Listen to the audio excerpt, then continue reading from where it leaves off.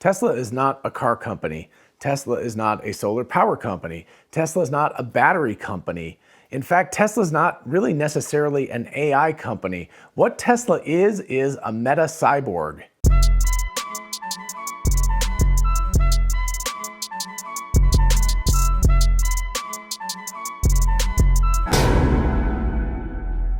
For those of you interested in investing, check out WeBull, an amazing platform for buying and selling stocks, and now cryptocurrencies like Bitcoin, Dogecoin, and others. Open an account and get a free stock valued at up to $200, and fund your account and get another free stock valued at up to $1,600. Check out the link in the description and help the channel at the same time.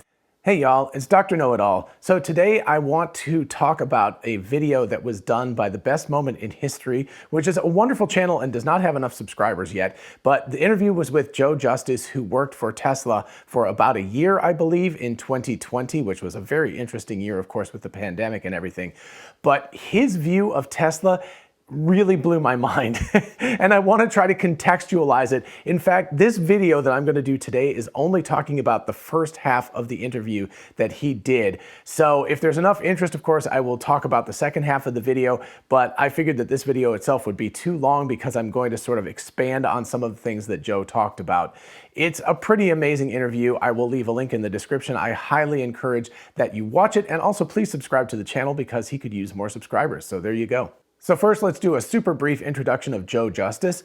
He operated Agile at Tesla during 2020, and this interview discusses just how radically Elon Musk and Tesla instantiate the Agile methodologies. So before we can continue on, I want to talk a little bit about how traditional companies are organized, and probably most of you know this, but I think it's important to sort of set the stage here. So a company in the good old days, like, the old school GE or IBM or something, has a president, some senior vice presidents, some vice presidents of different branches, some managers, some people. You've got a giant pyramid, basically. So you've got everybody from the president / CEO all the way down to the people who are cleaning the toilets and the floors at night, right? And all of those people are in a gigantic hierarchy, and each person in that hierarchy can really only talk to the person above them or below them. So if you're in middle management, you're literally talking to the people below you or the people above you. You're reporting to the people above you and you're commanding the people below you. Elon Musk's companies, not just Tesla, but SpaceX as well, and I assume Neuralink and Boring Company, etc., are incredibly radically different from this. I mean, they're flat, and there's a lot of companies these days inhabit that more flat sort of landscape. So they have a few people at the top, and then the rest of it is very, very flat, so that people are more or less reporting to the top or just across disciplines or something. But as Joe says in this interview, what happens at Tesla is completely different. As far as I know, the first day that you arrive in Tesla, they give you with many weapons that maybe you don't have in other companies, such as or can you explain a little bit which tools do you have, like, from the first day in Tesla working there? Yeah, there's a 4-hour onboarding, at least there was at the time I joined. I assume it's quite similar still. And you're given the not a handbook, and that's been leaked online by somebody else, so I can refer to it. It's on scribd.com now. It's amazing, and the company truly runs that way. The handbook says, the not a handbook says, you are empowered. You can do anything. You can talk to Elon directly anytime you want. Anyone can. If anyone tries to stop you from talking to Elon directly, that's grounds for them to be fired. That keeps the company flat right there. And you can work across any department. In fact, there aren't really departments. Like, you are fully strong. And if anyone prevents you from doing anything that you think is right, they will get thrown out of the company. That's what you're presented with as you join, no matter what position you join in, no matter what salary, it doesn't matter. Night shift, minimum wage, does not matter. That's what you get. So as you just heard, in Tesla, there's really actually like no jobs. They have job descriptions when they hire people, but it sounds like essentially that people just do what the hell they want to do. And they report to each other side to side, and that includes somebody like Elon Musk. So he's even though he's the CEO, of course, he's not titled the CEO anymore. What is he, the Techno King? I think that's what he is. Anyway, but so he has a title and everybody has a title, but essentially he will go on the line and he will screw bolts into cars if he needs to on a given day, or somebody who's cleaning the floors there at Tesla can go and talk directly to Elon Musk if he feels or she feels that there's something that's important, that there's like an insight and something can be done. So this is something that's sort of known about Tesla already, is that they're an incredibly flat structure. They don't have really any kind of hierarchy. What I didn't know about this before, and what Joe talked about here, is that there's not even any real roles. You don't come in and you don't instantiate a single role, and you don't silo yourself and just do that job for the tenure of time that you're there. What you do is you primarily do the thing that you're interested in and probably were hired for. But if it comes down to it, if there's a given day where you feel like going out on the factory floor and looking at how windshields are installed into the cars might be of benefit to you, then you can go ahead and do that. There's nobody who's looking over your shoulder saying like, no, you're a software guy. You can't go look at how windshields are put into cars. You can cross disciplines, you can cross literally almost everything. And it sounds like from Joe Justice that you can actually cross companies. He talks specifically about how the models, the structure of the cars for both the Model 3 and the Model Y were actually designed by SpaceX engineers, which is really radical, right? So you've got a whole different company that's helping to design a product for a different company. So we're talking about flat structure, not only within Tesla, but across Elon Musk's company. So all of this stuff is incredibly radical. And as this amazing story tells us, a person, any person basically, or a team of people can get together, identify a problem, come up with a solution, validate the solution, and get the solution into saleable things like automobiles within hours of the original idea coming about. Can you explain how is this process with an example? Because it's really amazing. Yeah, an example that's public now. Some of the investors saw when Tesla changed the Model 3 charge rate publicly online from 200 kilowatt hours to 250 kilowatt hours. That was a big event. It sent the stock price up. I got to see that. So I can talk about it. It's publicly known, it's advertised. So here's part of what happened. Well, in the morning, I was walking through one of the areas of the mothership, as we call it, in Fremont, California, where it's design and test and build in the same building, like most facilities. And there's this dumpster, this huge bin, truck-sized bin, full of aluminum rods. They're all bent and it's labeled scrap. And I think, oh, okay, here's a lean opportunity. There's a whole bunch of scrap. Why is there so much scrap here at this spot? So that's what caught my eye. And I pivot in to take a look. And there's a group of people, most of them are coming and going, but one person is primarily looking really busy. And other people are involved to some extent. And they're on a laptop, and the laptop is sitting on top of a German-made CNC rod bender. So aluminum rod gets funneled in automatically out of a stock, out of a cartridge, and it's bent according to the 3D drawing, the CAD, to be whatever shape you typed in CAD. And I started to recognize what that is, because I'd been building a lot of cars by this point and helping design and engineer a lot of cars. And I said, do you mind if I watch? And the person looking at the laptop says, nope, no problem. You're fully trusted. There's no question of, do you deserve the information? Like anyone, if you have a Tesla badge, you are trusted. And so I watch and I say, do you mind if I help? No, of course not. And that was me using the law of 2 feet to start to help.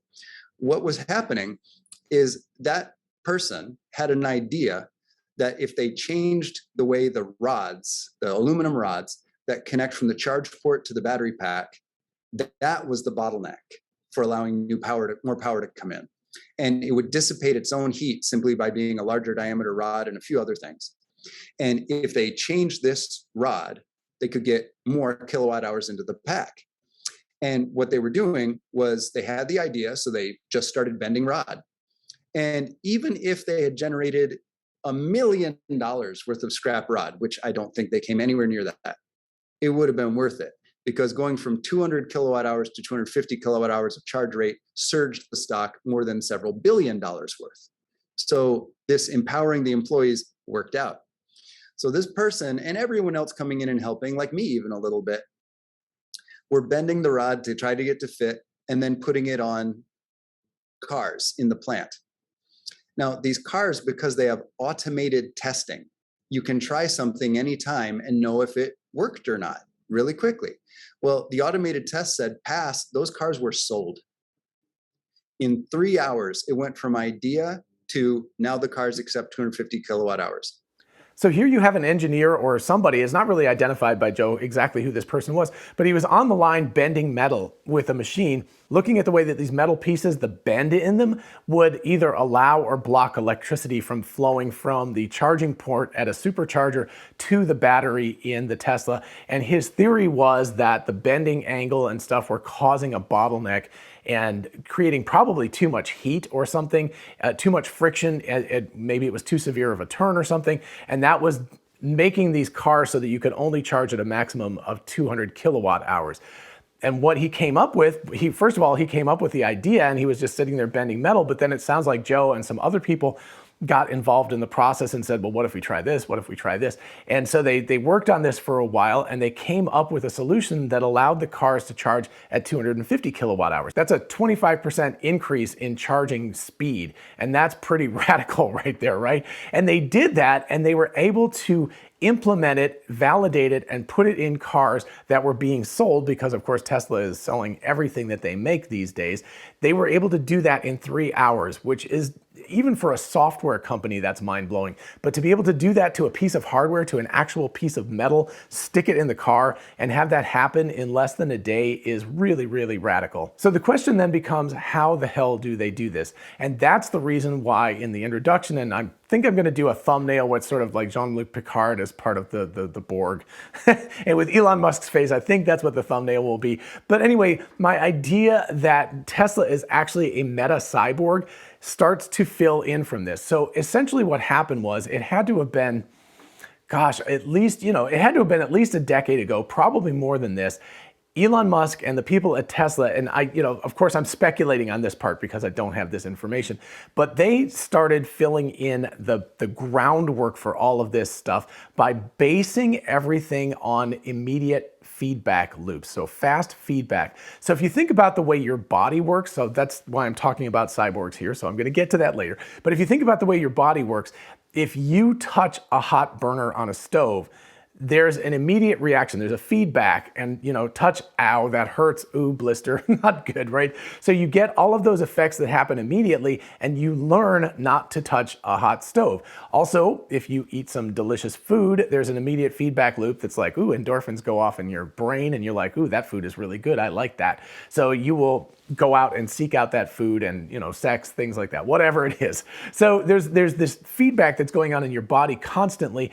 And the reason why it works, and Joe talks about specifically dogs in this case, or Shiba Inus, because it's Dogecoin stuff, but he talks about how the feedback does not have to be negative, it can be positive, but even creatures like dogs will learn, they'll associate a click with doing a good job. And if you see that with dog trainers, they go click, click, click with a little clicker thingy. And the dogs know that they've done a good job, right? So they jump over something and they get click and they're like, oh yeah, I got a gold star. And I talk about that sometimes jokingly about human beings. If you give us a gold star, we'll do anything, but it is kind of true, right? It's like that thing in kindergarten. If the teacher on your paper gives you a gold star, you're like, woohoo, it's like, it makes your whole day when you're 5 years old, but still to this day, as an old person, I still love it. If somebody gives me a pat on the back and says, good job, that makes me happy and it makes me want to do more of that stuff. And so what they've done is they've created this incredible artificial intelligence, machine learning foundation. Joe talks about having 24 different applications on his phone the day that he arrived. And then whatever phone you walked in with is loaded with apps. I believe it was 24 apps at the time I joined. And these apps give you real-time progress on Tesla's finance and deliveries. There's things like, did a customer decline an order? You know that immediately. And I should probably care about that. I should probably go to the root cause of why a customer declined that order. Was it because there was an issue with the seats they didn't like? The paint wasn't their expectation. What is it? And I should try to fix the root of that. So you're given self-management tools and you're not assigned a manager. Instead, you're given apps that let you decide where's the highest value you could add right now. And you're not assigned to any one area.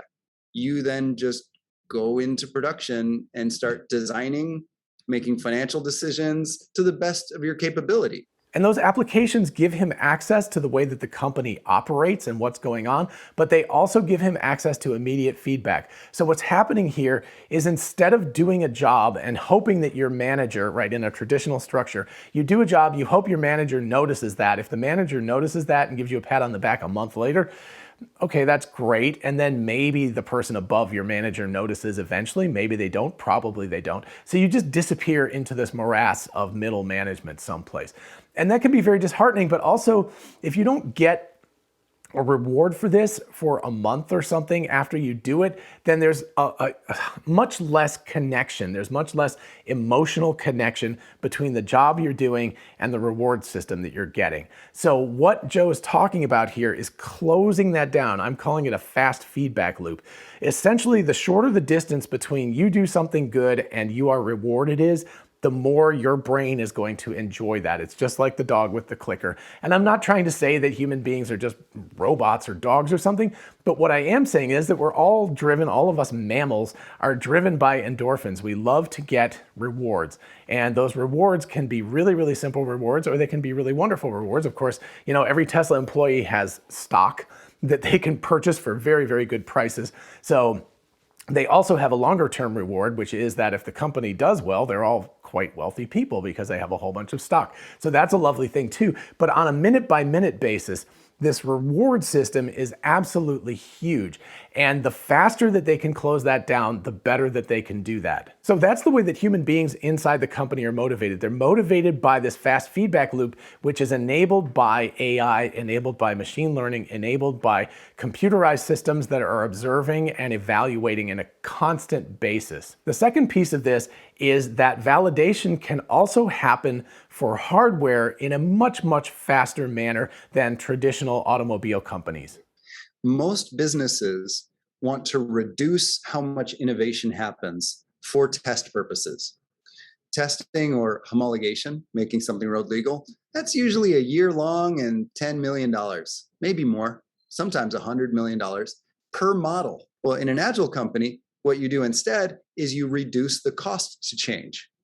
Instead of changing slower because it's expensive, you very aggressively reduce the cost to change. And what that means is automated testing. By making it cheaper and faster to go through road legal certification, it's less painful. So you can make change more often. Tesla's automated test is what's called factory mode. They also have even more simulated test, and part of that is Dojo.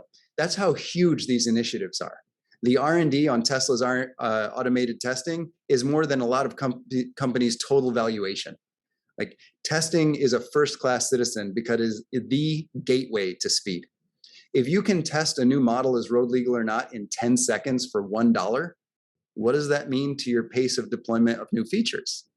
And Tesla is pretty close to that.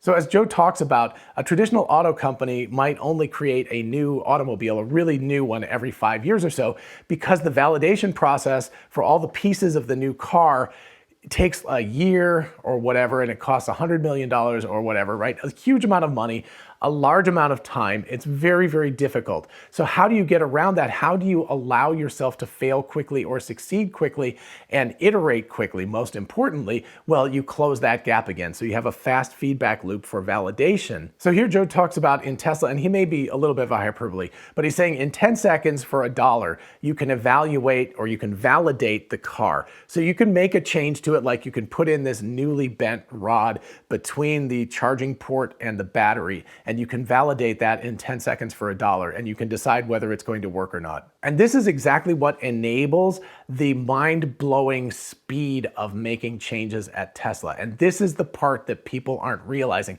And this is why I'm saying Tesla is not an auto company or a solar roof company or a battery company or even really an AI company. They're all of these things sort of combined, but what they are is they've discovered an entirely new way to do business. They can create these these feedback loops that are incredibly fast. So it happens for people, right? You do a job, you make a change, you try something, you either discover that you've succeeded or failed very, very rapidly. There's not an awful lot. You don't put in 6 years of your life to find out that you failed at something. People get very upset about that. If you put in 3 hours or a day or something, you're not going to be all that upset if it didn't work. And if it does work, that's fantastic. So then you get a little reward for that. So you can make these changes almost at the speed of thought, which I think is something that Sandy Monroe talked about.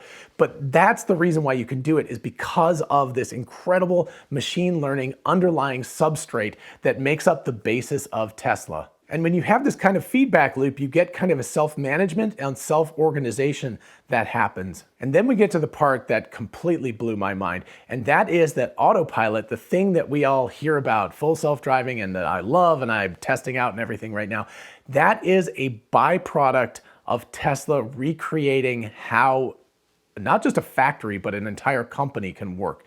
They created this machine learning, artificial intelligence substrate to the company in order to make the company work better, in order to allow human beings to get an incredibly fast feedback loop, in order to be able to validate a car, to determine whether it can be legal to drive a car within seconds rather than a year or something, and costing a very small amount of money as opposed to costing a massive amount of money. They created this, and they created, obviously, must be tons of simulations and incredibly high quality simulation in order to validate these cards. They created all of this stuff in order to create a different kind of company, a different kind of factory. And then the outgrowth of that was, they're like, oh, well, we've got these supercomputers, we've got all of this data, we've got data management, we have incredible people who do machine learning and artificial intelligence.